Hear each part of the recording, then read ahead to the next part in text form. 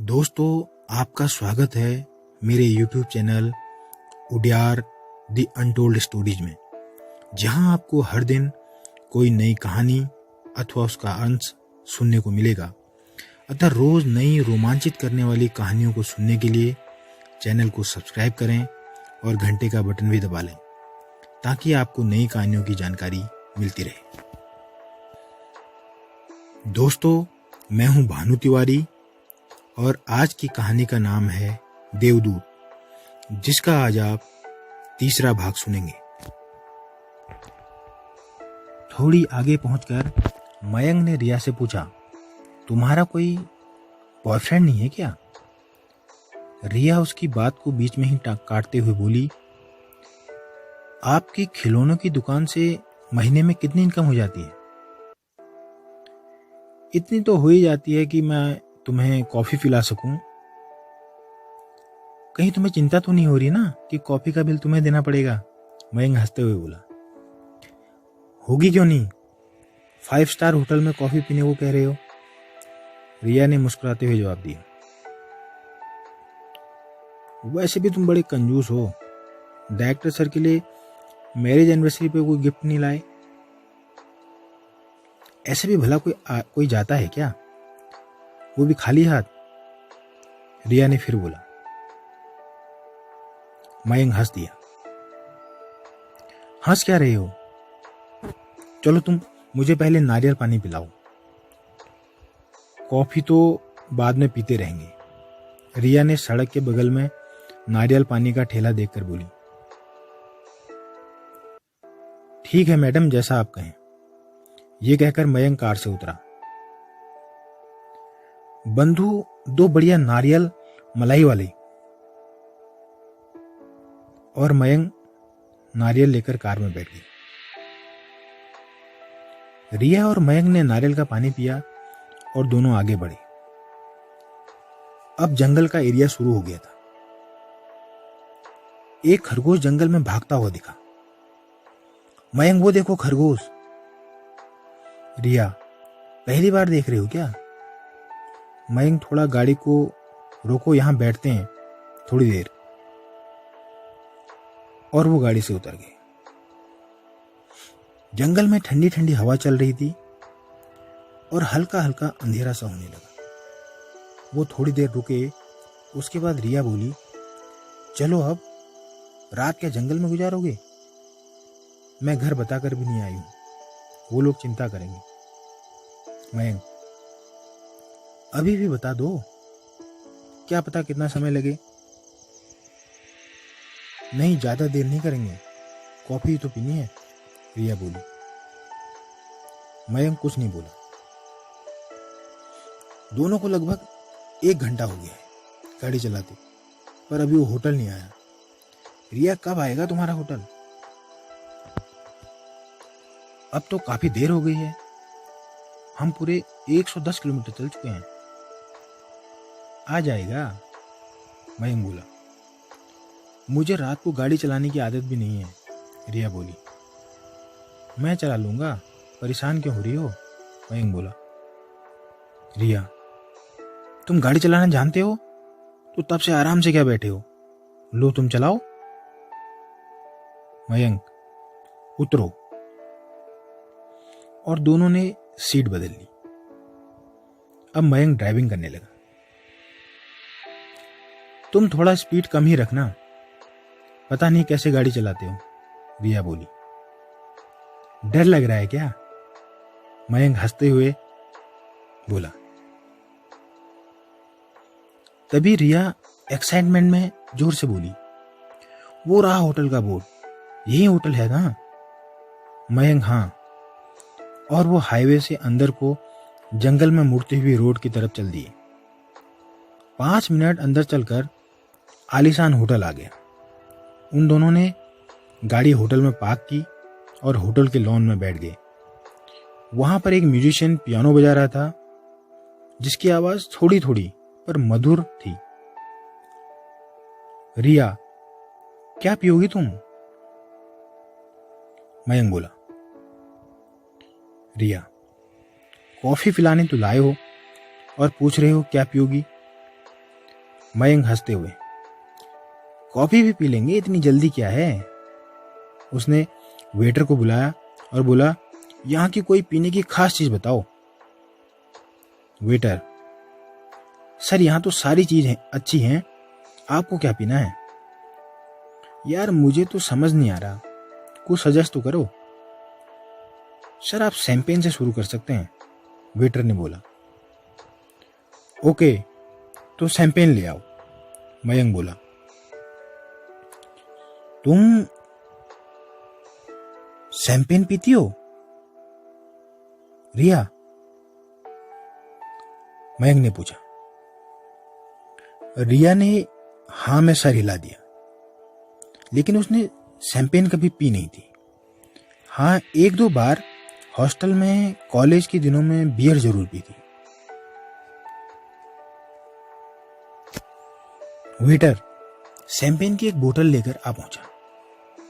उसने दोनों को शैंपेन सर्व किया। मयंक वेटर से, आप जाओ हम खुद ले लेंगे। और दोनों ने थोड़ा थोड़ा करके शैंपेन की 2 बोतल पी ली। अब रिया को थोड़ा नशा भी होने लगा था, क्योंकि उसको अल्कोहल ड्रिंक पीने की आदत नहीं थी।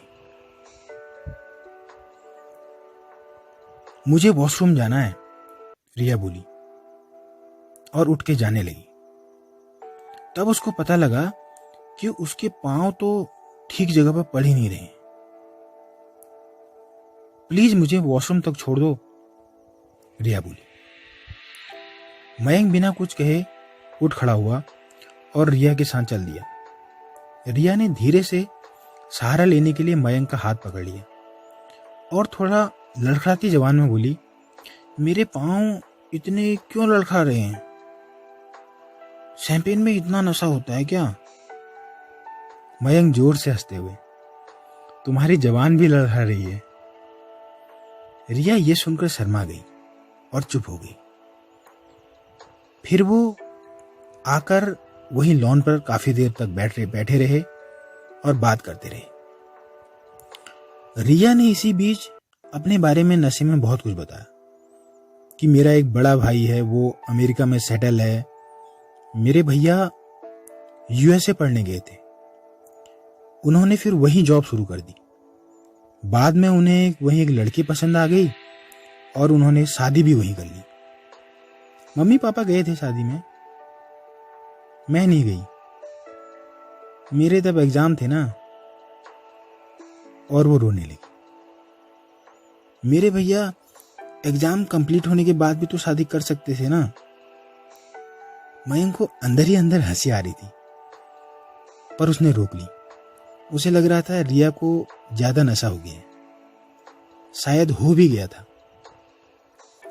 मम्मी पापा कभी कभार यूएसए जाते हैं और भैया शादी के बाद एक बार घर आए थे, तभी मैंने उनको आमने सामने देखा था, रिया ने आगे बताया।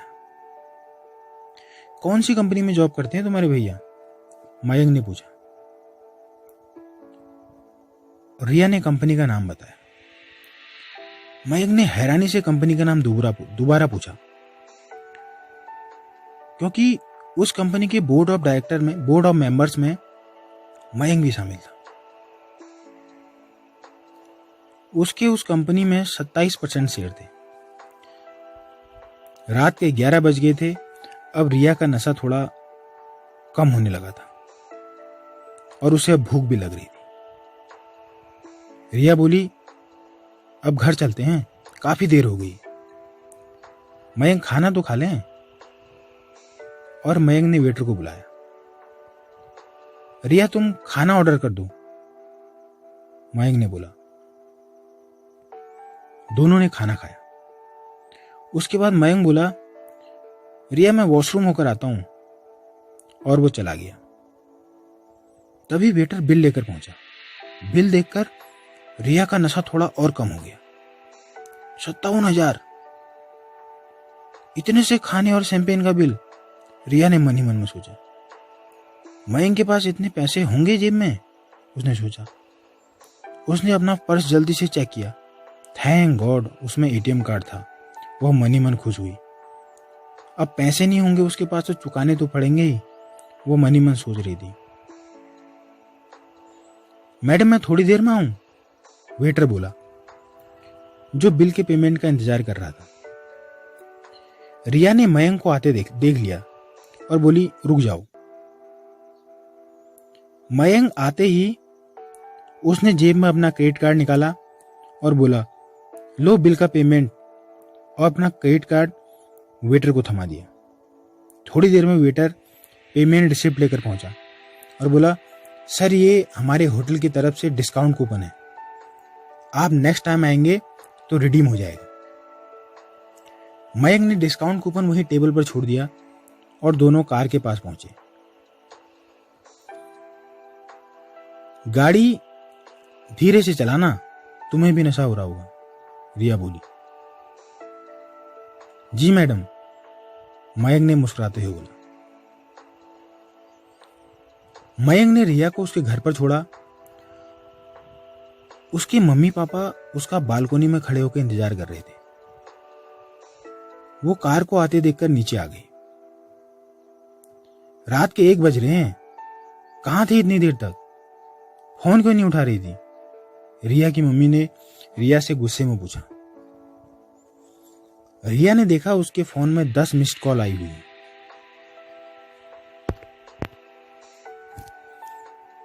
वो मम्मी शायद फोन साइलेंट हो गया था, सॉरी, रिया बोली। रिया के साथ मयंक को देखकर वो कुछ बोले नहीं। मयंक, रिया चलो अब मैं चलता हूं, काफी देर हो गई है। रिया, अभी इतनी देर कैसे, इतनी रात को कैसे जाओगे? मेरी कार ले जाओ। मयंक, नहीं मैं ऑटो ले लूंगा। रिया की जिद करने के बाद भी मयंक पैदल ही बाहर चला गया। उसने थोड़ी दूर जाकर अपने पीए को फोन किया, मेरे लिए गाड़ी भेज दो, और अपनी लोकेशन सेंड कर दी। थोड़ी देर में ड्राइवर गाड़ी लेकर पहुंच गया और मयंक होटल में जाकर बिस्तर पर लेटते ही सो गया। वहीं रिया की मम्मी रिया से पूछ रही है, कौन था वो लड़का? रिया, दोस्त है, वो मैं बता रही थी ना, इसी के कारण तो मेरी डे शिफ्ट लगी है। इतनी रात तक दोस्तों के साथ ऐसे नहीं घूमते। रिया की मम्मी ने ऐसे बोला जैसे ये बोलना उनका फर्ज हो। रिया बोली, ओके। अब रिया अपने बेडरूम में लेटी है और उसको नींद नहीं आ रही। इतने रुपये उसने ऐसे ही दे दिए, जैसे छोटी रकम हो, पर उसने बिल भी तो नहीं देखा था। कहीं वो बिल को कम तो नहीं समझ रहा था? ये सोचकर उसे मन ही मन हंसी आने लगी। अब जब क्रेडिट कार्ड का स्टेटमेंट देखेगा ना, तब पता चलेगा बच्चों को। ये सोचते सोचते रिया सो गई। अगले दिन रिया सुबह सुबह हॉस्पिटल के लिए निकली और हॉस्पिटल पहुंचकर पेशेंट देख रही थी कि तभी डायरेक्टर सर उसके केबिन में आए। रिया अपनी सीट पर उठकर खड़ी हो गई। गुड मॉर्निंग सर, रिया ने बोला। रिया ने अपने पेशेंट को देखा। उसके बाहर जाने पर डॉक्टर सर बोले, रिया ये मेरी बेटी है, डॉक्टर एकता, तुमसे मिलने आई है। रिया ने एकता से हाथ मिलाया, हेलो डॉक्टर। और ये देखकर डॉक्टर सर चले गए। रिया बोली,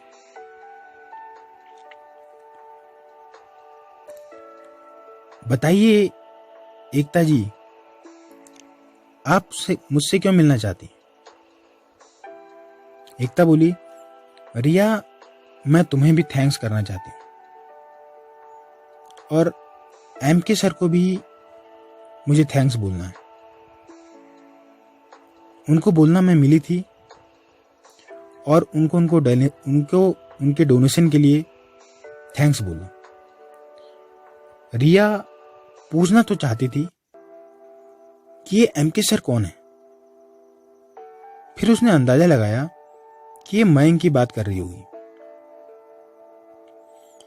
उसने अपनी असमंजस को थोड़ा मुस्कुराते हुए छुपाया और बोली, कोई बात नहीं, मैं बोल दूंगी।